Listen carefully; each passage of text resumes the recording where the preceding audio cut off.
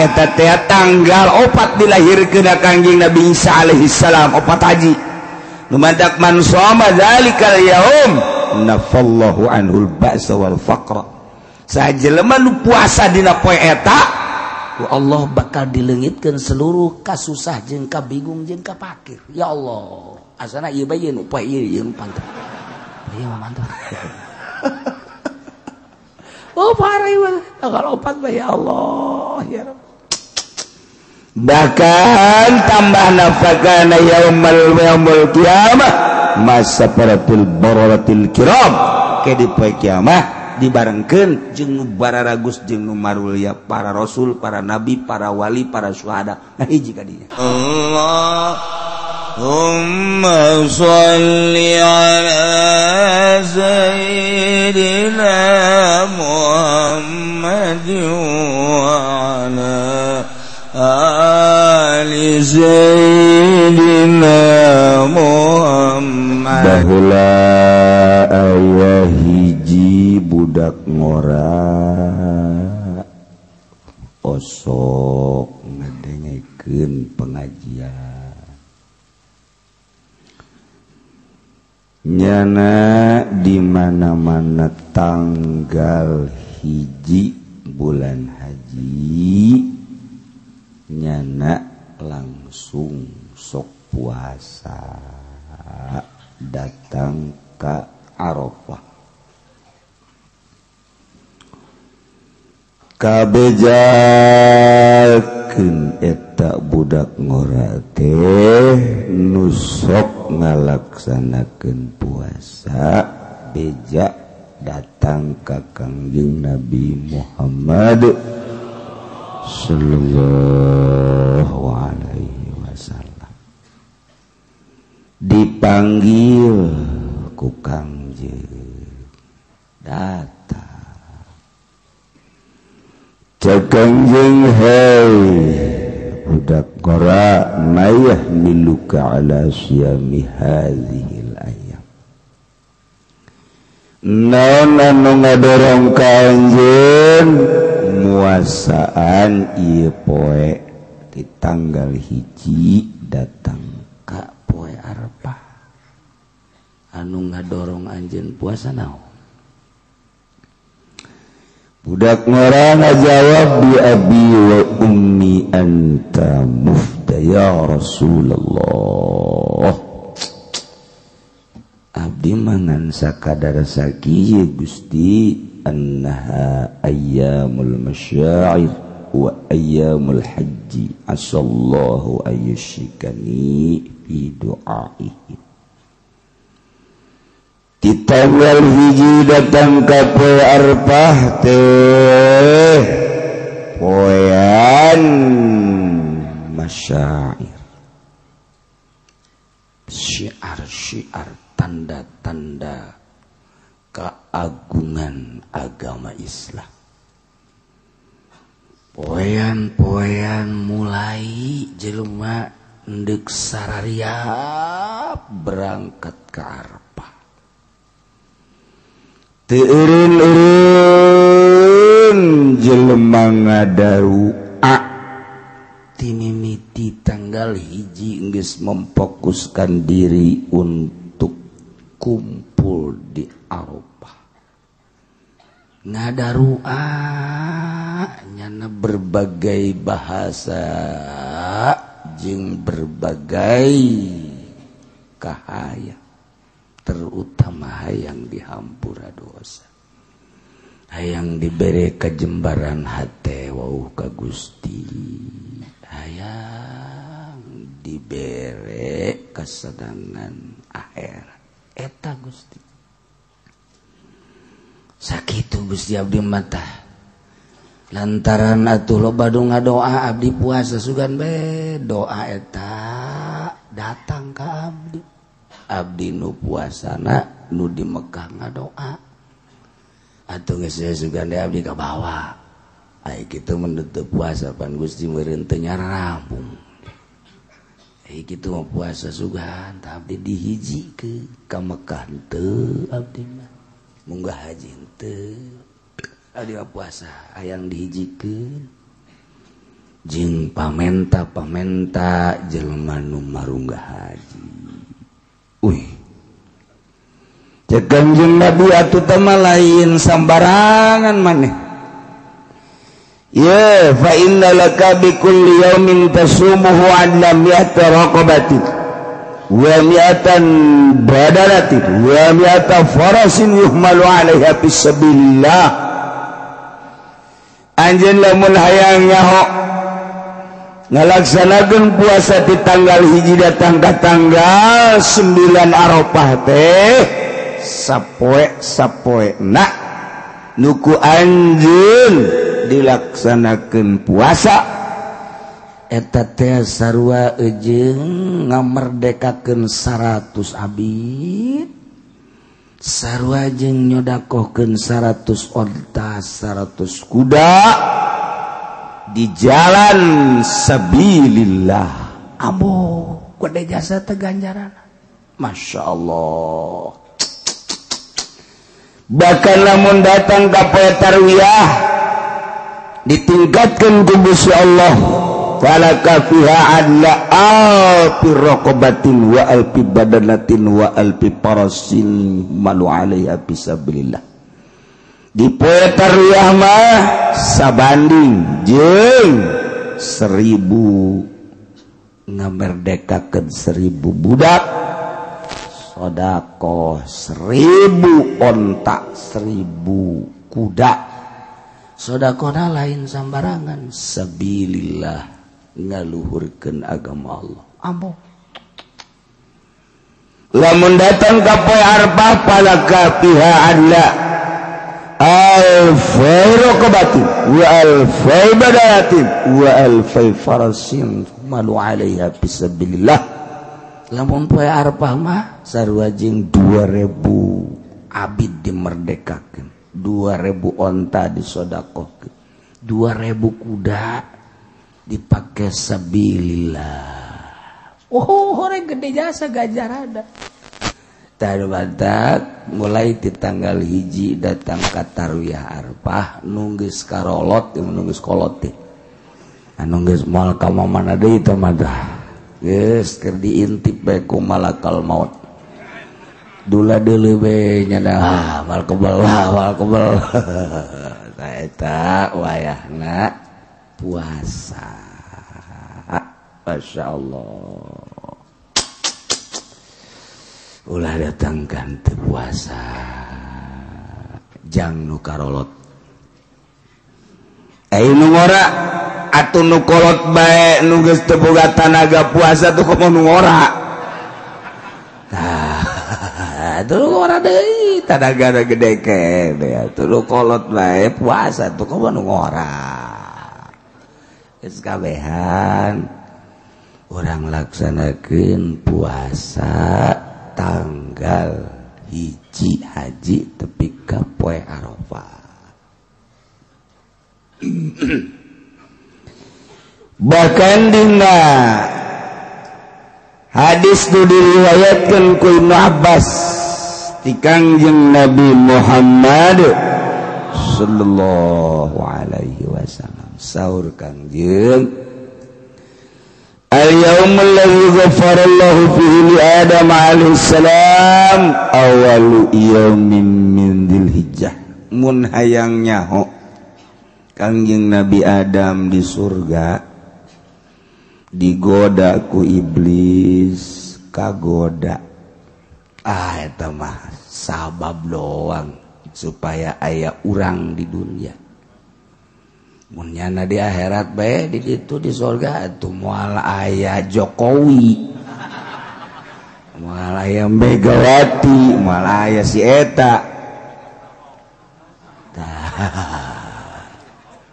Jadi eta juturun Kangjeng Nabi Adam. Ihbib. Ya ada. Turun Kangjeng Nabi Adam di Gunung Hindi, India. Langsung sujud, keluar cai mata teu eureun-eureun, datang ka cai mata ngalir ti mata Kangjeng Nabi Adam yang cerikan dosa datang ka jadi kamalir jadi kali ku pohara-poharana. Masya Allah, orang segede kicat orang yang cerikan dosa orang. Lamun gitu mah dagang rugi cerik pernah atau kabogoh ninggalkeun cerik tamata atau pabajikan manyun bae cerik kayak gitu mah dosa dan pernah diceng-cerikan urang. Ilah kebedegongan urang cerik teh yang cerikan dunia be yang cerikan dunia tinggalkan ku awewe cerik ya lain lalaki mah lain gitu tinggalkan ku awewe yo HDG ganti aing ganti setang ngomong mangina emang teu make modal ngomong mangina ini sugihonam ku tak ganti gaya modalna aya ente itu leungit ini tayang kawin deui cak anu neuk dikawin mangga bae abdi masal di mas kawinan 50 gram bae. Waduh puguh nu itu ge kabur gara-gara kurang napakah.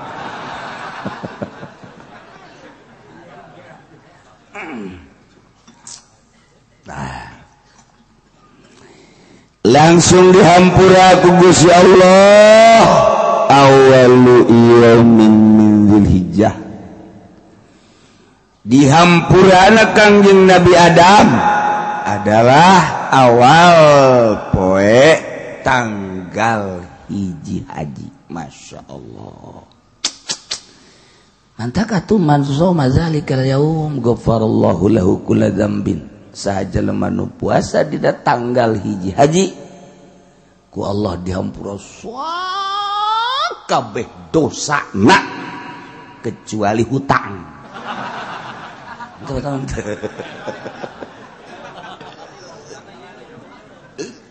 Hutang dihampura mah tungguin urang parwasa bae geus. Kudu dibayar tong hak adami.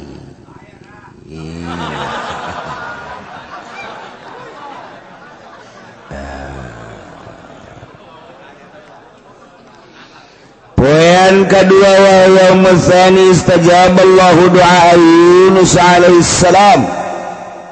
Kangjeng Nabi Yunus diutus ku Gusti Allah di negara Nainawa bagian Baghdad barat teu nurut umatna eueuh hiji-hiji acan nu nurut eueuh hiji-hiji acan tamah. Masya Allah Yunus Allah deh urusan awak siapa Yunus. Masya Allah kaki Nabi Yunus dah langsa dah Gusti aik kiting mah abdi dakwah unggal poe kadang caci maki bae ti masyarakat abdi rek berangkat indep tinggalkeun umat berangkat tanpa konfirmasi jeung Allah kuduna kan eta mentah heula petunjuk ka Allah Gusti umat kos kieu abdi di dieu bae apa indit kan gitu kuduna iman teu kesel nya kesel aduh itu jangan contoh maksudnya mah jangan contoh urang berangkat kulantaran tanpa petunjuk ti Gusti Allah nyana berangkat ninggalkeun umat naik kapal datang ke tengah-tengah laut oyang kapal wah beh kaget keputusan nahoda jeung awak-awak kapal bahwa ieu mah kudu diundi lantaran aya jelema anu mah hiwal ka pangeran sasanu engke undianna keluar eta kudu dibalangkeun ka laut setuju atau tidak setuju Kangjeng Nabi Yunus dah aing asana ye. Geus beda rasaan nya ge. Kos urang we kos urang bareng 10-an. haju ayah hijau we gelis haju nyana teh nyana tah nek milih lalaki urang rada loba kakurangan sugih henteu kasep henteu gagah henteu pan rarasan asan aing moal kapilih ka jeung ya geus rada aya rarasan sanajan ngahiji mah ngahiji bae ngan lain deui rarasan moal ka jeung hukum aga bener bae iki Kanjeng Nabi Yunus rasan lain kotlok keluar Yunus 3 kali mangkani kotlok deui keluar Yunus tuh cak aing bener bae ka 3 kali cak jana pasti aing deui kotlok Yunus otomatis mana Yunus abdi sesuai jeung perjanjian seluruh awak kapal untuk menyelamatkan orang banyak maneh kudu diabalangkeun ka laut cek Yunus ya mau tidak mau lah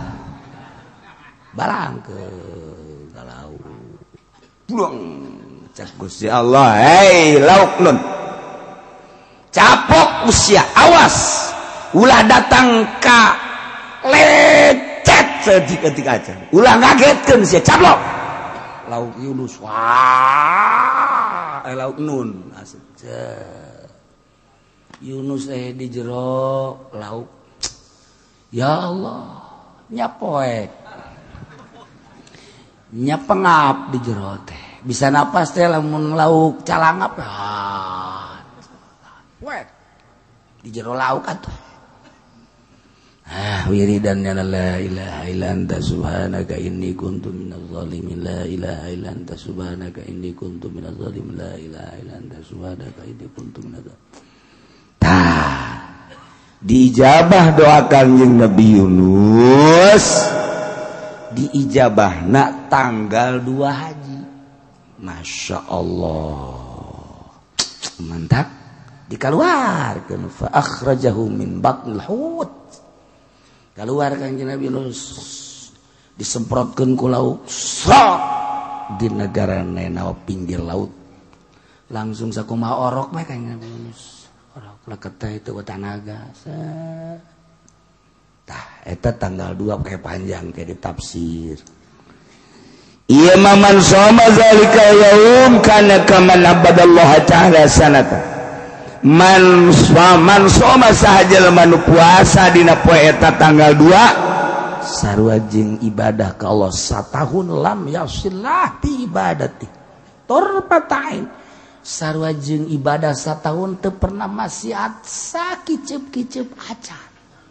boh tanggal 2 tah masyaallah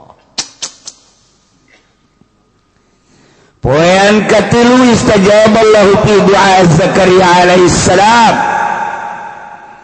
dina poean katilu Gusti ngaijabah kana doa Kangjeng Nabi Zakaria alaihi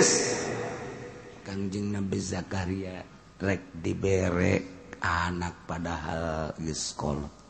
cirina Gusti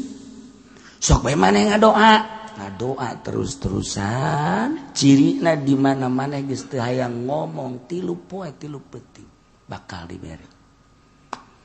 tah 3 poe 3 peuting bener Kanjeng Nabi Zakaria teu hayang ngomong sama sakali jeung jelema teh teu hayang we izin kuda eta ku resep-resepna ngomong jeung Allah indah jasa tah tanggal 3 eta kajadianna tanggal 3 haji lumantak man shoma dzalikal yaum istajaballahu du'aahu sahaja lemanu puasa dina poean ka-3 haji Allah bakal nyubadanan kana doana tah mun hayang diijabah doa puasa tanggal 3 ya Allah ya Rabbi abdi dagang kieu bae dagang mah dagang di modalan ambruk deui cak Allah tubungan sia tolong kunaon teu make aturan dagang ditaulah ngeridit ditaulah make duit bank sia mah bank bae geus goblok sia mah tolong lamun sia bener dijabah ku aing dijabah gua asal urang bener.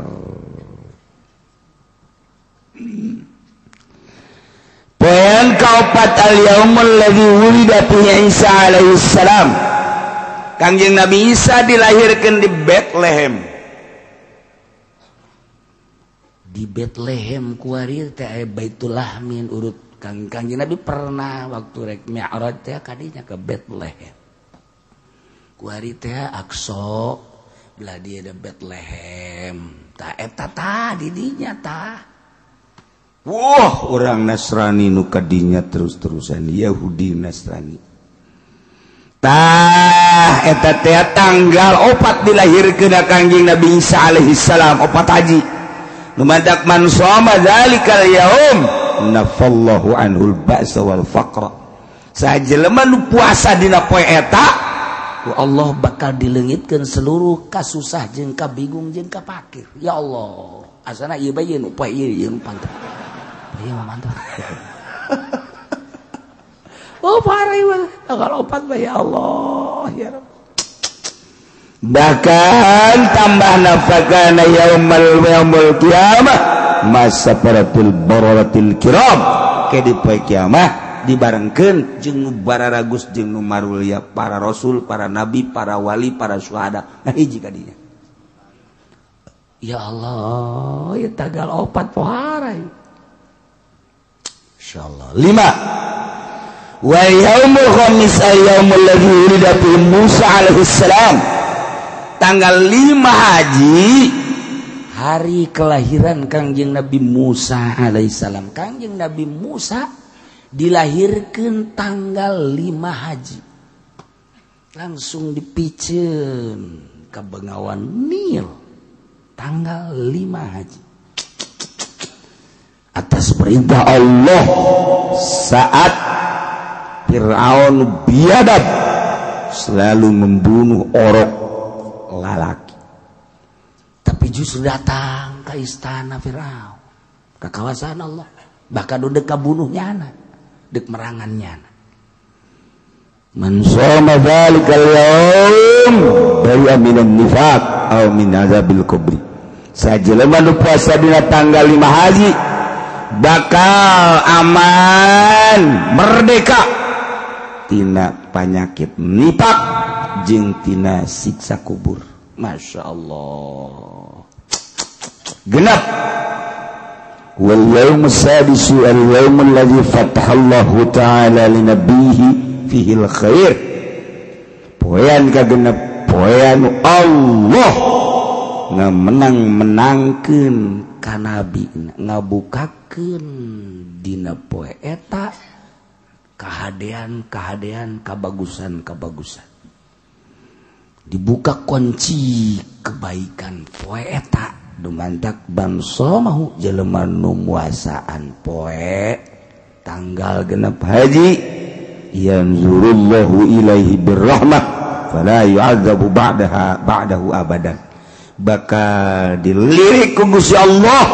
ditinggalikeun dengan penglihatan rahmat di kucuran rahmat sehingga orang bisa terlalu ngadungsek-dungsek kana dunia ditinggalian mata hati orang teh ka akhirat ka jelema deudeuhnya atuh ibadah ge mantep sehingga moal disiksa terus datang ka yaumul kiamah. Oh mantapnya asa tuh. Poin ke-7 wal yaumus sabi' wal yaumul ladzi yughlaqu fihi abwabu jahannam wa la tuftahu hatta tamdi ayyamul 'ashr. Poean anu dikunci lawang-lawang jahanam. Masya Allah. Teu dibuka deui hingga lewat 10 bulan haji. Dikunci tanggal 7 bulan haji jahanam. Seluruh pintu Allah karim. Kayak dibuka setelah tanggal 10. Mantap. Man shamahu saha jelema anu puasa tanggal 7 bulan haji aglaqallahu anhu salasina baban minal usri wa fatahalahu salasina baban minal yusri. Dikunci 30 lawang kesulitan-kesulitan dikunci, dibukakan lawang-lawang kemudahan, lawang kebahagiaan tanggal 7 bulan haji. Wah, Masya Allah. Tanggal 8 poe tarwiyah wa yaumus tsaminu al yaumul ladzi yusamma yaumat tarwiyah. Ima puasa anu digararan puasa tarwiyah. Nah, anu man shamahu saha jalma nu puasaan poe tarwiyah utiya minal ajri ma la ya'lamu illallah, bakal diberi ganjaran nu urang teu meunang nyaho. Gede-gedena ganjaran beusi kaget nu nyaho nangan Allah bae geus sama. Oh. Poean ke-9 disebut poe Arfah wa yaumut tasi' yaumul ladzi huwa yaum Arfah. Nah, nu karumpul jelema di Arfah kabeh takarrub ka Allah dengan 2 helai baju, teu mawa dunia, teu mawa jabatan, teu mawa pangkat, jauh ti lembur, ti anak, ti incu, ti pamajikan, ti imah, ti dunia, harta, mobil kabeh eueuh hiji be nyana jeung Allah. Deuk kumaha teh diijabahna tuh. Ya urang ge lamun di dieu bisa kitu mah teh cepet diijabahna. Udah mah jangan ngadoa teh nararempel pan di hate teh motor, mobil, kakareta-kareta aya di jero. Masya Allah. Tah kudu dicoplokeun cara urang di Arfah. Bajuna singkirkeun, motor mobil singkirkeun, imah ulah di hate, pamajikan anak singkirkeun kabeh, jabatan kabeh hiji we urang teh kahiji kaduana Allah. Seakan urang hirup duaan jeung Allah nu sejen ngontrak kabeh. Tuh karak mantep. Tah poe Arfah man shamahu kana kafaratan lis sanatin madiyah wa sanatin mustaqbalah. Jelema nu puasaan poe Arfah, puasa tersebut bakal jadi kafarat, ngaparatan dosa satahun ka tukang, satahun ka hari. Boh, ka tukang dosa-dosa urang satahun dihampura, nu ka hareup dosa-dosa urang ge dihampura. Poe Arfah lain lalagaan. Masya Allah. Sebab poe ieu diturunkeun ayat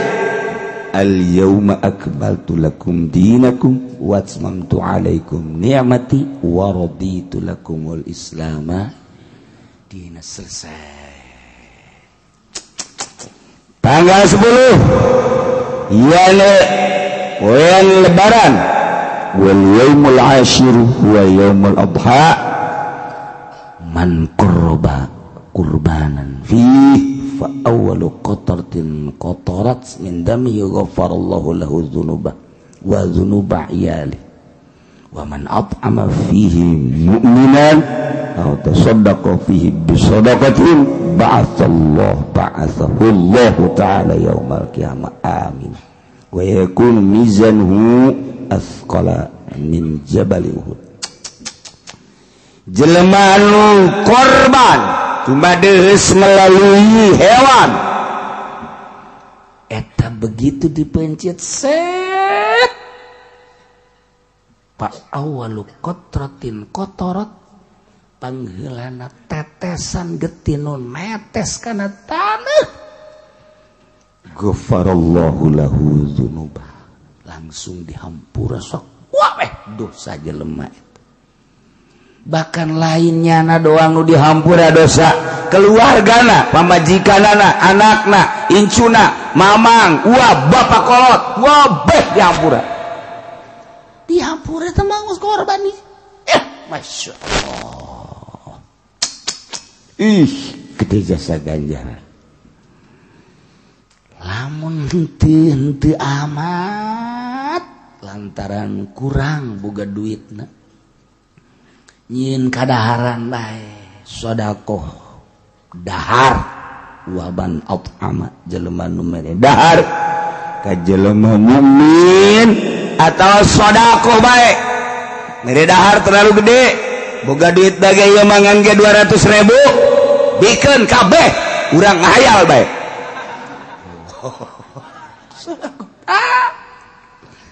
ba'atsahullahu ta'ala yaumal qiyamah Allah bakal ngahudangkeun yaumal qiyamah aminan aman tentram tenang ieu ku gede-gedena ganjaran tanggal 10 haji bahkan ditimbang begitu ditimbang amal timbanganana asqala min jabali uhudin leuwih berat tibatan gunung Uhud wah langsung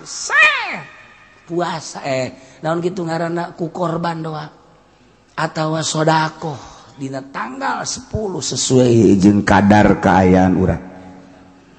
urang boga duit rada gede korban urang boga duit rada leutik korban mah korban we kotok ge kurang boga endog geus bae endog kurang boga endog piit endog piit lagi ulah dibikeun ka batur hakan ku sia beres kabeh cek malaikat tuh budak ieu bau pupurieuna mah teh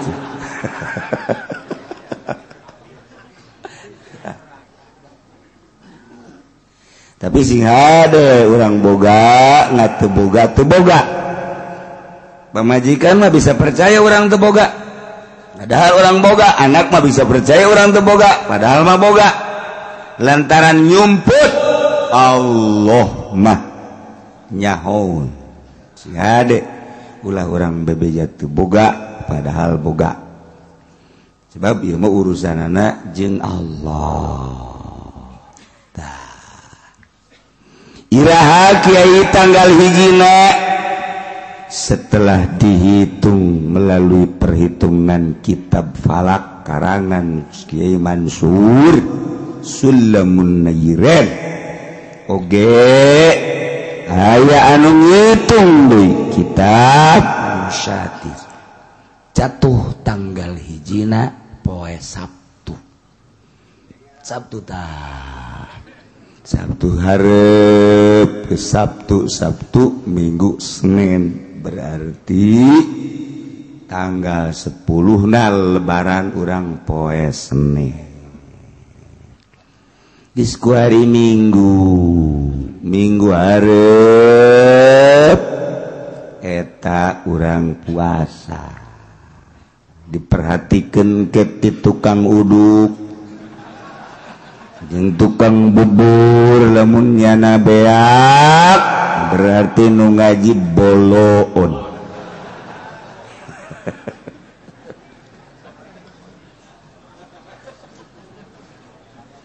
pacenah aing mah moal ngadahar uduk di dinya deuk di imah bae leuwih boloon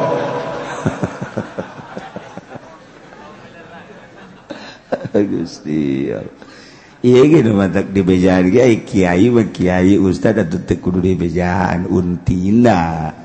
ieu mah jang nu barodo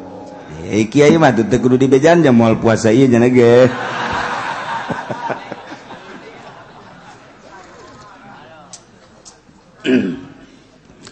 di bejaan soteh ieu supaya tertarik sebab urang mah bodoh akhirat ai dunia mah pinter dagang maju baik jabatan naik baik pangkat itu kene berarti kan pinter dunia mah tapi akhirat bodoh sebab urang mah ibadah ge kudu make bobotoh baik asal teu kadenge bobotoh da beh henteu puasa dengan laksanakeun tapi ai kadenge teuing mamanya atuh di tanggal hijina poe Sabtu hareup mingguna tetep ngaji urang tanggal 2 berarti mingguna deui poe Arfah tetep ngaji sebab perege lamun aya mutasyrik eta apa ya arpa ngaji biasa daripada ngalamun urang mah tadi kan ngaji pakai ibadah di arpah di ditu karumpul zikir Kanjeng Nabi Musa naros ya Allah cobaan pang bagus-bagus dina poe arpah teh maca naon Gusti Allah eueuh deui maca la ilaha illallah cek ieu Musa teh bantu geus teu kudu bejaan Gusti tah mah cek kabeh ge marah raca bajaan teu kudu dibejaan ge babacaanna ai ganjaranna nama ieu teh can dibejaan oh cek Kanjeng Musa emang kumaha kitu ganjaranna mun hayang nyaho maca la ilaha illallah sakali dina poe arpah dunia ditimbang jeung la ilaha illallah beuratan la ilaha illallah geus kitu-kitu ge direk maca bae Bu sakit tuh ge dikitu-kitu tetep teu maca eta mah pan belah ditun bloon ti bloon teh masih 5 kilo ka ditu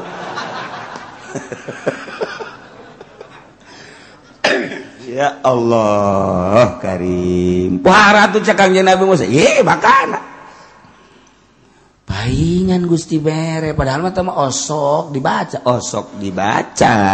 ngan teu nyawa lebah cek Gusti Allah tah mun dibacana poe eta timbang di akhirat la ilaha illallah hiji jeung dunia langit bumi katut esida biratan la ilaha illallah dina poe eta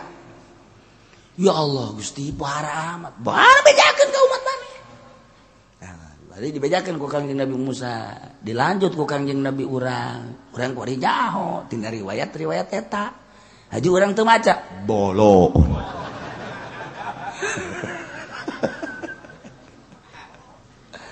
anu hebat cek Kanjeng Nabi tambahan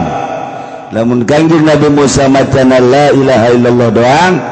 umat kula tambahan la ilaha illallah wahdahu la syarikalah lahul mulku wa lahul hamdu wa yumit wa huwa ala kulli syai'in qadir Gusti Rasul macana sabaraha eta pangsa etik tak 100 lamun hayang mantep mah 10.000 tuh sebenarnya 10.000 teh ngagibeg pangsa etikna 100 rada sedang 1000 la ilaha illallah wahdahu la syarikalah lahul mulku wa lahul hamdu wa yumitu wa ala kulli syai'in naon deui Gusti Rasul maca kulhu 1000 poe eta tah lain lalagan poe eta mah lain lalagan ganjaranna pohara jasa ya Allah ya Rabbi maca daon deui Gusti Rasul subhanallah 1000 alhamdulillah 1000 Allahu akbar 1000 Gusti Rasul atau mah teu keburunan naon sia mah kitu bae sih bage wayana poe arpa atuh pasingkeun jang ka Allah pasingkeun jang ka Allah geus urang tetep ngaji tas ngaji balik langsung diimah siapkeun maca la ilaha illallah wahdahu la syarikalah lahul mulku wa lahul hamdu wa ala kulli syai'in qadir insyaallah ke doa nu paling praktis doana ke minggu hareup ditulis ku kula jang bawaeun fotokopi tempelkeun bloon deui bae lain dibaca ditempel baca gimana doa baca oke insyaallah minggu hareup tapi ieu mah urang bae anu teu ngaji ulah dibere ulah ieu mah jang urang bae nu ngaji geus lamun minggu hareup teu ngaji ulah dibere ulah emang urang gitu urang ge can buku maca teu kowonya ada itu dibere tah insyaallah ke supaya mantep ieu mah jang aki-aki jang aki-aki we nu geus deukeut ka hareup ka ditu supaya maca naon geunah ke diijazahan minggu hareup abeh mantep urang babacaan ieu babacaan poe Arfah teh teu ciki musani puaman sajelema walauna malamun sare jelema bisoha di lapangan ala saudin ngahesan baju tas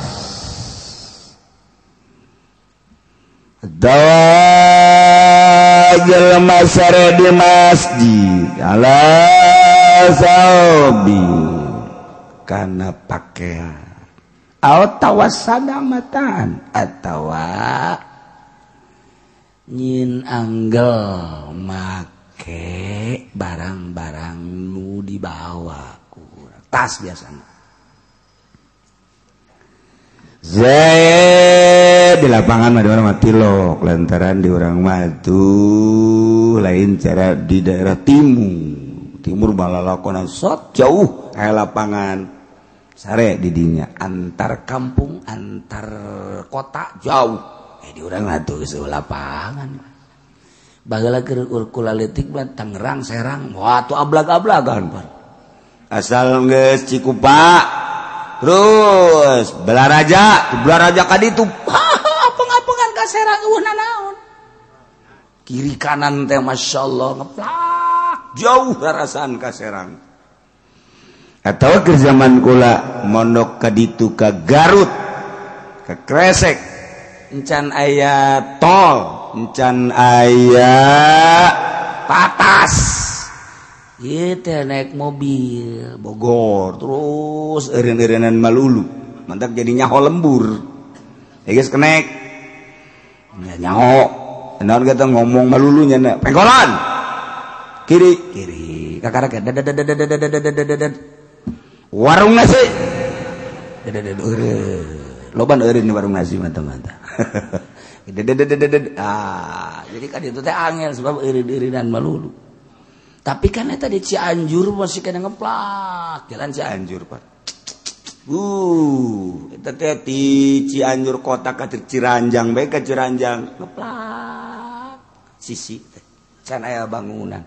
ke Ciranjang ka Cipatap atuh masih kene can aya naon masyaallah tangkal kayu be gelelede Cipatat Bandung pada larang eta teh masih kene carang imah teh baheula kuari mah rapet di dieu urang di dieu di Tangerang datang ke Serang datang ke Pandeglang mana coba nu ngomong rapet kabeh malah marah ribut dihareup ieu hayang ieu hayang ieu hatang ieu hayang ribut jadi geus carita lapangan teh hese kecuali Lampung aya keneh lapangan urang eueuh ziarah bae ka ditu ka mana ka Wali Sanga masih ngaralep plake kuari nyara rambu ieu Zaid sare di masjid mawatas tasna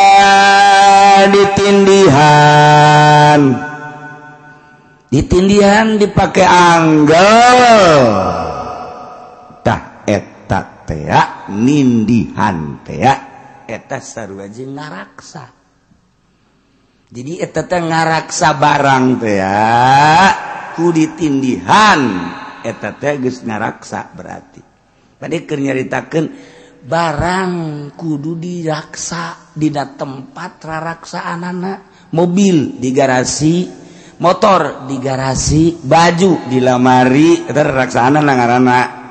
eta keur nyaritakeun tempat ngaraksana tah kumaha lamun urang sare di masjid barangna ditindihan ku urang yakna dipake anggel eta ge geus termasuk raraksaan geus lamun aya jelema Zaid misalna sare di masjid tasna ditindihan ku nyana haju dicokot eta berarti nyokot dina tempat raraksaanana mun kapanggihan potong leungeunna gitu Tapi lamun kieu mah Zaid sare di masjid tasna ditendon di tempat sendal bebejan teu ka tukang nungguan tendon di tempat sendal kan mah lain tempat tas karena tempat sendal lain daraga lain daraksana kecuali nyana bebeja ka tukang ngajagana ditolong jagain tas saya oh ya deui tah mah berarti lamun paling tetep eta lamun aya nu ngajaga nama foto nah kuari Zaid sare di masjid aya tasna digantungkeun di datihang atawa ditendeuh di WC atawa ditendeuh di tempat sendal teu bebeja kanu nungguanana leungit eta nu malingna teu kudu dipotong lain halal lain teu kudu dipotong doraka ya gadana ke hitung-hitungan lain deui tapi lamun diesan potong deui da kisos carana teu beda sebab tata laksanana mantag kuari kumaha lamun ki Zaid sare di masjid aitasna ditindihan pake anggo ngaranna ge sare marudah Malik nyana Malik kakek cablek tas tinggalin batas batu nuturkeun cicing bae tas cicing bae kan didinya jalan Malik kan tu marudah bahkan rada ngajauhan seutik set kan itu tadina beureun teu dibedong keur leutikna nah mantak marudah hesda nah eta teh mun aya nu maling salah jadi eta teh lain tempatna berarti kan keluar tina tempat pangraksana geus kudu dipotong tuh balawin qala balamun nyana Malik fazalanhu leungit tiane ngageser tidinya ti manehanana atuh pala murad berarti nyana eta pamalingan maling lain dina raraksanana geus ketika beunang pamalingan adili teu dipotong sebab maling lain dina tempat raraksan eta barang sebab lamun di masjid kudu ditindihan tuh kan kos gitu dicaritakeun aya jelema di masjid salat aya tas dari teuneun di tukang itu Kang teu dina itu Kang di tukang makan teu kadeuleun punyana teu kadeuleun ieu lamun anu maling tah eta teh nu maling mun kapanggih deui teu kudu dipotong sebab itu di tukang makan teu kadeuleun kecuali dititipkeun ka kitu pengurus masjid tapi lamun dihareup lain deui dihareup mah bab kadeuleun urang salat kemudian tas diteudeun dihareup ai brak dipaling tajong habak